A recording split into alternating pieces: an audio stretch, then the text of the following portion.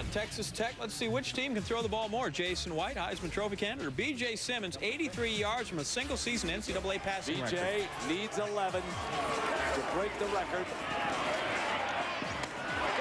There's the record inside the 15-yard line. The all-time single-season passing yardage record. Simmons breaking the record formerly held by Ty Detmer. How about on the other side? Oklahoma up 14-10, and White, let's make it a third touchdown passing game. He would add another to make it 4. Brandon Jones carries that one in. Oklahoma up 21-10. Look what happened here. Lance Donnelly turns for the slant, but then makes a little pick. That's just well designed, as they like to say. They're playing this game in Lubbock. Of course, if you stand on a brick in Lubbock, you can see Norman. Later in the second, things so bad for Simmons. First play of the drive is picked by Rodney Poole. Quan Jones would score. Then Gayron Allen on a first play of the next drive. He'd pick it off. Little bouncy there off Teddy Lehman, but he's got it. Jones would score again. Then in the third quarter, Simmons scrambling around. Didn't want to throw that. Derek Strait in the end zone's got it. Simmons, 5 interceptions in the game. A season low, 230 yards.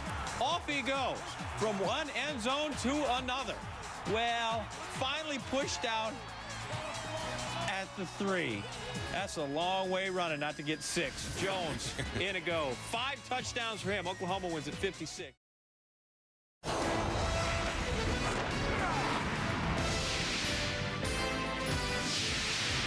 This is College Game Day Final. On its way to the Big 12 title game after the 24-14 win. They'll take on Oklahoma, but Oklahoma trying to get there with perfection intact against Texas Tech. B.J. Simmons finds Nehemiah Glover, and with that, he's able to set a 12-game single-season record for passing yards, 53-36. And eclipsed Ty Detmer's record for the most yards overall. Then, well, things wouldn't go well for B.J. Well, he just started throwing interceptions. Rodney Poole got an interception there, then Brandon Everidge, and then it's going to be Poole again, and then Gayron Allen picks him off. That was the story. This Oklahoma defense, too much pressure, and obviously way too many turnovers for Texas Tech. Threw 5 of those babies on the day, and Jason White threw 4 of these babies. 4 touchdown passes, 56-25. The Heisman candidate had another huge day with 394 yards, 4 touchdown passes. Heisman Trophy. Ty Detmer, a Wendy's Heisman update. Smooth segue. Oklahoma's Jason White puts up some fine numbers again. 40 touchdown passes, only 6 picks. Larry getting it done, over 100 yards. He's caught a touchdown in 17 straight. Eli Manning against a tough defense. Stats weren't great, but the effort was.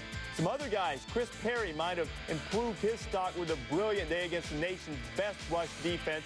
And 2 Trojans. I mean, I guess you could argue they could split the vote, but these 2 guys put up phenomenal numbers, and they are both dominant presences on the field right now.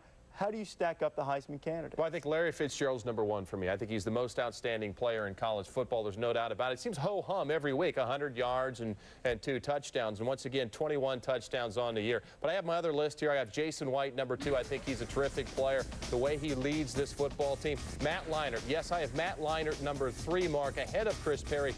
30 touchdowns and 7 interceptions. Do not deny the fact that Matt Leinart has those numbers. I don't care if Carson Palmer won it last year. I don't care about Norm Chow as the offensive coordinator. Somebody still has to make the plays. And yes, Chris Perry is now up to #4, and Mike Williams at #5. I don't know who else you put there. But still, Larry Fitzgerald, Mark, is the best player in college football.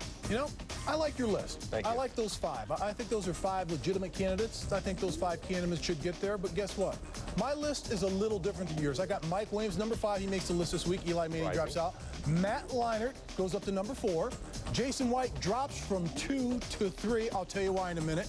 Chris Perry moves from 3 to 2. Larry Fitzgerald is still #1. The reason why is because if you put Larry Fitzgerald and Chris Perry on any team in the nation, they'll be stars. You put Jason White on another team in the nation, he's got to have stars around him to succeed. Mark, at this time of the season, though, you have to look at the season in its entirety. You can't look at one game and then quickly throw somebody at 2. That's not quickly throwing. That's just moving one position from 2 to 3 and 3 to 2. Please, Lee, give me your top 5. Okay, #5, Michigan. Nice win, Michigan. And Texas is #4. And I think Michigan plays Texas in the Rose Bowl. Then you got old LSU sneaking around, did a nice job lucky today, but that's okay. And then you got USC against Oklahoma in the Sugar Bowl, 1-2, and that's my top 5. That's your story, and I'm sticking to it. I like your top 3. I disagree with 4 and 5. I don't know how you can have Michigan at 5 after the performance today. Georgia, I think, should be up close to the top 5. They have Georgia Tech next week, see if they can finish things off. Michigan at number 4. If they played every game in the Big House, they would be number 1. They are a dominating team at home. And then LSU, big game with Arkansas next Friday.